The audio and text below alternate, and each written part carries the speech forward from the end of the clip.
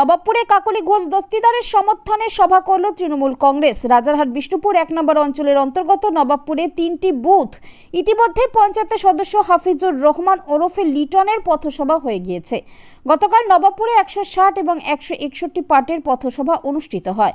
এই পথসভায় উপস্থিত ছিলেন রাজারহাট নিউ টাউনের বিধায়ক তাপস চ্যাটার্জি, জেলা পরিষদের সদস্য মোহাম্মদ আফতাবউদ্দিন, পঞ্চায়েতের সদস্য হাফিজুর রহমান ওরফে লিটন।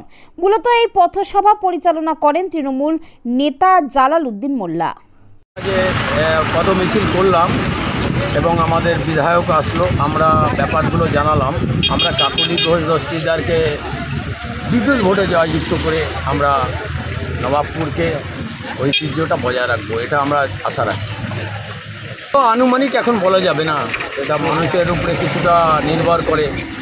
কোনো ব্যক্তির উপরে রাগ করে কিছু মানুষ রাগ করে আছে, সেই ব্যক্তিটা ঠিক হয়ে গেলে অনেকটা জায়গাটা সলভ হতো। আমাদের খুব কষ্ট পরিশ্রম হচ্ছে যে এই জায়গাটা ফিরিয়ে নিয়ে আসার জন্য আমরা চেষ্টা চালিয়ে যাচ্ছি। আমাদের সমস্ত কর্মী এবং আমাদের সমস্ত ছেলেরা আমরা একত্রিতভাবে আমরা লড়াই করছি যে একটা মানুষের উপরে রাগ করে যেন তোমরা ভোটটা বৃথা জায়গায় দিও না, এটা আমাদের বক্তব্য। এটা আমরা বারবার করে রিকোয়েস্ট করে আমরা ফের একবার ছোট হয়ে মানুষের কাছে যাব, আমরা ভোট ভিক্ষা চাইব মানুষের কাছে।